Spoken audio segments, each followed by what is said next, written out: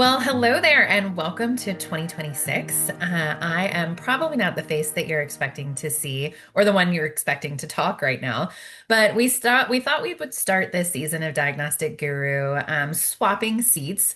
So today, I am actually going to serve as your host. I am Jess Greenwood, the producer of Diagnostic Guru, and our guest today is actually going to be Dr. Lesley Northrop. So we realized when we were doing our season two review last fall that we actually kind of started this podcast and never introduced Lesley to our audience. We sort of assumed that you all knew who she was, but Lesley actually has a unbelievable background and career, and she draws from that in all of these interviews. But we realized that many of you may not actually know any of that background. And as we kind of move into 2026, and we spend a lot of time this season talking about the difficulties of being a female leader, particularly in this environment, particularly in this economy. Lesley has a ton of experience to draw from there that we wanted to share with you. So, Lesley, I'm so excited to have you here today, sitting on the opposite side. Thank you for joining us as our guest. I love it, Jess. I just love that you have the pressure of being the host and I could just sit here and answer some questions. So go for it. Well, let's just jump right in. So, you've been in biotech your entire career. How have you seen it change and evolve, let's say, over the last 10 years? Yeah, I think that's a great question. I mean, obviously, COVID had a huge impact on our industry as well as some companies we shall not be named in the biotech industry, losing the trust, I think, and the respect from financial investors, especially when you're a new startup or a pre-seed company, starting out with a new idea. I think the biggest change I found outside of the stock market and less companies going IPO is more around that timeline from ideation to commercialization. It typically investors were okay with a 10-year roadmap. Now they're trying to get it out in like 5 to 6 years, which is unheard of. Science, they say Rome wasn't built in a day, science is not built in a day. And a lot of times, these ideas come from a research academic, where in the research setting, it works perfectly. But as soon as you transfer it over into the clinical setting and real world evidence, it doesn't work. And so I think that's one of the biggest changes. I think another biggest change is that we were quick to launch tests, as we would say, through their analytical validity and didn't do any clinical workup on it. Whether it's the utility, will the doctors use it? Will it change management? That is definitely coming more to the forefront. I wish it was coming more so at the point of ideation, because a lot of times, as we know, every great idea, if you're not going to change clinical management and doctors change practice, you're not going to sell the test. So I think we're really fast tracking products quicker than we should be in this scenario. It's really all about the money at the end of the day, which has been an eye-opening experience for me, especially coming from the bench side to being an executive. I've seen the good and the bad and the ugly, and that's really how this podcast, sort of came out. And unfortunately, there's a lot of corruption and greed at the top that really drive these organizations. And for me, I think it's hard to be on the science side. In the past 10 years, I came out with eyes wide open, very green, excited about innovating, but learned very quickly that the money drives the bus and that the two worlds, the business world and the science world, were very siloed for a really long time. And I think it's becoming more and more, intertwined. It could become more intertwined, but really, it's important that, the science has to be sitting on the business side of the table. And so I think the more we communicate between those two worlds is becoming more and more common, but we still like to silo the scientists and keep them over in their little bucket. And that's really where all these companies start from, right? They start from the science. So I Yeah. think overall, that's really been the biggest eye-opening changes for me in the past 10 years. Yeah, and you and I met when we both worked at Aspira Women's Health, and you headed up the innovation team, and I kind of sat at your right hand. And I think that's one of the things we really tried to do is marry the science with the business. Where was the clinical need, but also like where could we really push the envelope? So I'd love for you to share a little bit of your background, like your trajectory. You've worked at some really amazing companies and been part of a lot of those innovation pipelines. Do you want to just kind of talk through a few of those and ones you're most proud of? Yeah, I think I got really lucky. I mean, everything in life is time and place, right? Like, and exposure. And so I think for me, coming into the clinical world after doing my fellowship, through American Board of Medical Genetics and Genomics at Columbia, I was always innovating. I was always developing new diagnostic tests. I probably should have focused a little bit more on my studies on the clinical side, but I was always about building the next new test, and Hmm. being at Columbia, having that exposure to all the big companies like Illumina, Agilent, et cetera, and being their beta testers really kind of opened me up to that possibility of innovating in the clinical biotech world. And so immediately coming out of there, that's how I got into startup. Like I just went from startup to startup to startup. I didn't even know that was such a thing. But I helped a lot of early stage companies build out mostly their lab operations, right? And build out their test menu, develop their technology and bring it to market. In some scenarios, the experience was eye-opening for me because I learned a lot about the regulatory landscape. And it's not as black and white as you think, but the rules are written in black and white. So you really got to figure that out. So that was a good learning, tough but good learning experience, for me. And then being at more innovative digital, data-driven companies as we moved forward in the sciences, away from the bench and more to I like to say the dry lab side. Cellmatics was probably one of the best companies. It is one of the best companies I ever worked at. Met my dream team there, met some of the most brilliant, humble, amazing people that, I mean, I think at one time we had something like 20 PhDs at the company and everybody worked together. And it was a brilliant idea, a brilliant product, but at the time it had no utility and doctors didn't know what to do with it. So that was the next lesson for me. I was like, okay, the science could be sound and great, but if you can't tell doctors what to do with it, then you can't sell your test. And so that company transitioned. Now they're working on therapeutics and they're still very successful today, but in a different realm.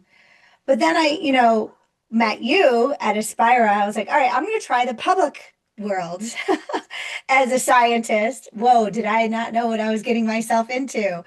Um, I really liked the private startup world because we could still beat to our own drum. And yes, we had to answer to investors and maybe a small board, but we didn't have to answer to them quarterly and meet timelines and revenue progressions and stuff like that. And so as a scientist, especially leading the science innovation, very stressful at the time, especially when people didn't understand what behind the science and the Right. complexities of it, right? But even though I had probably some really bad experiences there, I had some great experiences because again, I met some amazing people like you and brought a lot of those incredible people from Cellmatics with me, right? We built our team, our dream team with, and we were unstoppable. We really created a very impactful product innovation pipeline that unfortunately we had to abandon, but if it had the right leadership, it would have went really far. But that's really where I started to learn that business science imbalance and how to manage that. And nobody taught me how to be a leader. Nobody taught me how to manage the business world. But I think because I have a little bit of an extrovert personality as a scientist, even though I say I'm an introvert, I could talk down the language to a level where everybody could understand. And so I felt that it was really important for the business to know the complexities and why it's complex, and not just assume, right? Because the problem is I was always protecting the team, right? Like on the timelines that are unreasonable. And so I was Mhm. always trying to wax and wane those timelines to meet the investors' expectations and the shareholders' expectations, but at the same time keep the science sound. So even though I had some really bad, ugly experiences there, I had a lot of great learning experiences from there. And then moving over to the digital health space with Everly Health, I really got to learn the transition of thinking outside the box from the brick and mortar, you go to your doctor's, order a test, and making it more consumer brand focused, but still Mhm. keeping the quality of the product and the meaning of the product. That was a really eye-opening experience for me. But then also at the same time, learning how to scale down a business after a major boom with COVID and how to make it profitable. So Mhm. more and more, the science was still there, but I was moving more and more over to the business side of it, and that's really where I've discovered, I need to go back to school and I need to learn the nomenclature. Every world, working world, silo, whatever, has its own language, right? So that really brought out a benefit for me. It's just really kind of coming full circle. So I'm walking the walk and talking the talk at the same time. Yes, and you recently completed that additional school, right? So tell us a little bit about that. Was that experience like? Oh my God. I wanted to do a full MBA program. I was like, I don't have time for this as a working mom, and the cost is like $250,000. What am I thinking? I have enough letters after my name. So I was really smart about it, and I did the executive program, mostly on private equity and venture capitalism, because that's what we're dealing with in the healthcare Yeah. space, right? To get our money. And I've had a lot of exposure to a lot of those firms asking for money, especially when I was at Aspira to support our products. So it was great. I loved it because it was international. So I got to really learn other markets and other expectations. And then the second 6 months, I could pick courses that interest me. And me being a nerd, I want to learn really a lot about the math behind the financial analysis. Oh, that is So only you. I know. So I was deep into, yes, we use Excel spreadsheets of doing financial analysis, leverage buyout models, and stuff like that. And then board governance too, which I thought was important, reporting to boards, but also how do you sit on a board and manage outside. But I think the most rewarding course for me was called negotiation strategies. It was 3 days, and I walked into that class. I wanted to puke. Like I was so nervous because I didn't want to like be put on the spot and actually have to negotiate. Um, Yeah, it's not a strategy that I'm the negotiator, right? yes, Like anytime when we work together, Leslie would be like, "Can you please just go make this happen?" So I can imagine that was a little bit outside your comfort zone.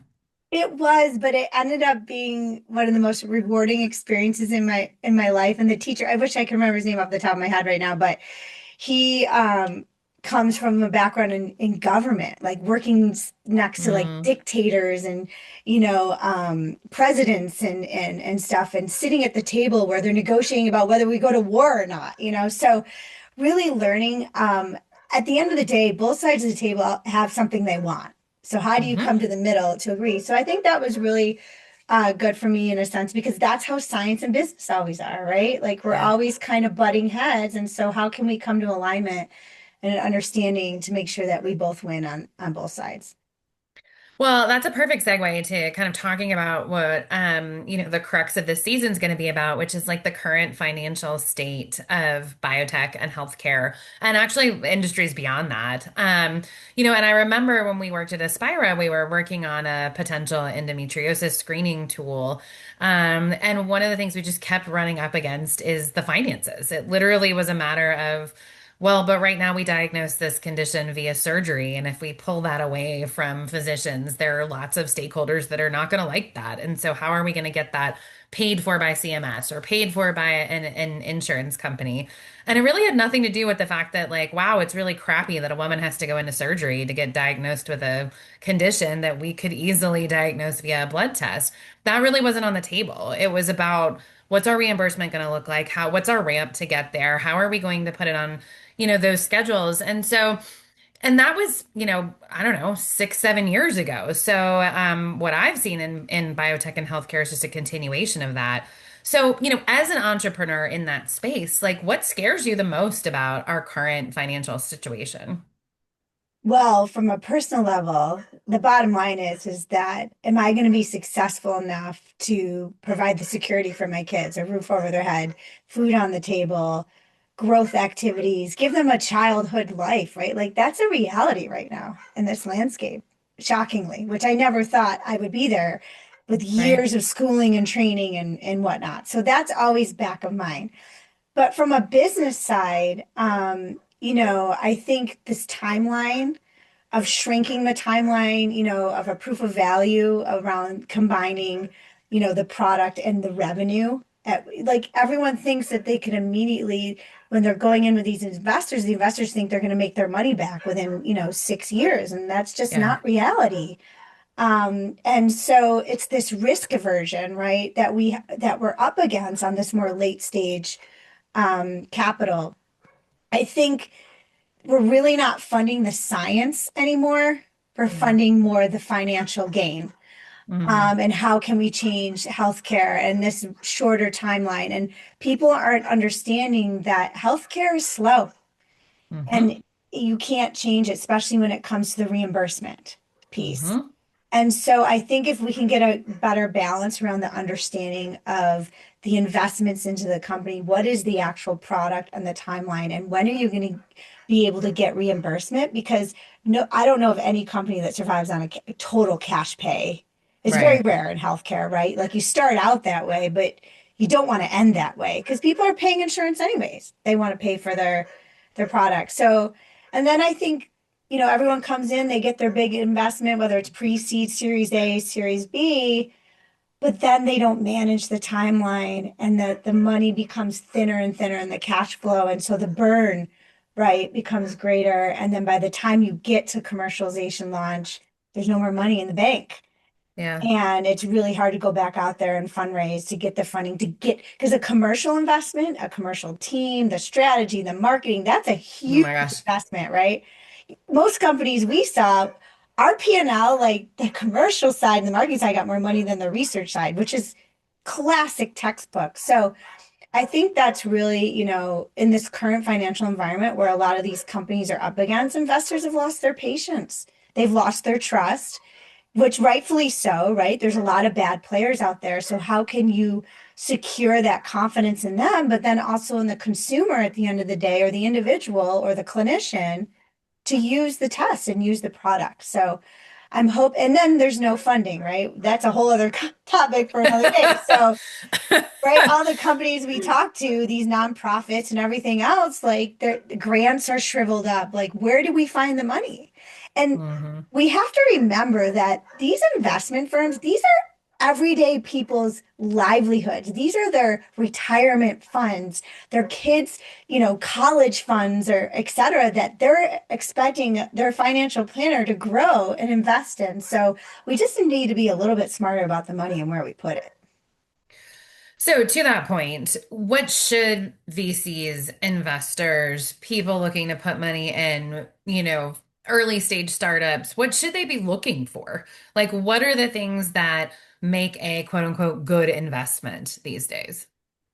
I mean, speaking specifically, right, in diagnostics and test development, because that's really my bread and butter right now. I think, first of all, if somebody over markets a product, it's probably not that good. What you see is what you get. No glitz and glitter. Yeah. At the end of the day, the science is, to me, is incredibly important. You need to understand if it actually works. Is it Yeah. translatable to the real world clinical science? Just because they studied a research or published a research paper from some astute academic association, it doesn't mean that it can be clinically applied Yeah. without the studies, right? Does the actual biomarker target diagnose or detect for the disease that you wanted to at a high level? Like it's what's it guiding to? What's the next steps? Understand the current standard of care. What are the Yeah. what are the barriers there? Is it already reimbursable? Are doctors already using it the way they should? And can you really change management? I think the best example, which I talk about all the time, is Exact Science and Cologuard. They changed, right, that and NIPT testing, Hmm. to change the quad screen in prenatal care for pregnant women. So it's a long roadmap. It's a 10 plus year roadmap. So you got to really make sure that this thing that they're selling to you right out of the beginning is something that can actually make these changes. And I think understanding these bottlenecks and thinking about the reimbursement landscape early, ask that question, ask the market analysis. Are clinicians actually going to use this test? Is there Yeah. utility in this test, right? Hmm. If they're not going to use it, and it could be the most brilliant idea. I Hmm. cured cancer. Okay, well, what if it only gives you like a 50% sensitivity or something? Are doctors going to use it? Probably not. Yeah. Um, so I think we use a lot of buzzwords, unfortunately, especially today with AI and novel and diagnostics, and we oversell things. So I think it's the most important thing is looking at the founders of the company, seeing if they really understand the nomenclature that they're using, and there's actually sound science behind it. Yeah, and it's so interesting that you bring up the clinical utility piece because I remember one of the biggest challenges we had with implementing NIPT in the early days is actually the competitive financial interest. So we were really fighting MFMs who wanted to do first trimester screening because they got the ultrasound revenue for the nuchal. Yeah, And it was like we could not, it didn't matter that NIPT was better for the patient. It didn't matter that it was cheaper for the patient. For a long time, we were fighting that competitive financial revenue stream. And so I think that would be just one thing I would add, right? Is like you got to know if there are if there's a clinical use for what you're trying to produce, but also if you implement that, are you taking money out of somebody else's pocket? Because if so, you're going to come up against some competition there. absolutely. So, as you mentioned, the premise of the podcast is really the good, the bad, and the ugly of each career journey. So maybe give us your good, bad, and ugly from your career journey. Oh my God. So funny that this question comes to me and I'm like, what do I say? And here I'm coaxing other people. I'm like, oh, it's okay. Don't worry about it. I think for me, the good is twofold. One is I can't believe where I am today. You know, I started out in animal research science, tracking pandas' ovulations and studying animals in the wild, saving the world, I was like that environmental Greenpeace kind of girl to really trying to change human lives. And I always was like, humans are selfish. Why do we want to save the human race? And here I am. That's what I do, try to do every day. So I think just seeing that trajectory that anything's possible if you put your mind to it and you don't give up and you have the support system is really really key. That's my good. My bad is when I develop something, and I really can see it and I know it's going to turn out to be something great, but the people sitting next to me just don't get it and they Mm, just don't get out of my way. And I just want not having that autonomy, to be like, no, just listen to me, believe me, has been really challenging for me because eventually I'm just like, fuck it. You can't see it, that's your problem. Sorry. And then I move on. It's like, how much do you fight for that? So I think that for me has been the bad that there's a lot of things I felt I've left undone or unfinished that I mm, really believe could be helpful. Maybe not change the world, so to speak, but definitely could put another tool in the toolbox for the clinicians for some of these diseases we still don't know how to diagnose, like endometriosis that you were talking about earlier, or cancer stuff like that. The ugly for me, honestly, is the narcissism at the top. mm, I just still can't get over it. Like I cannot seem to join that club.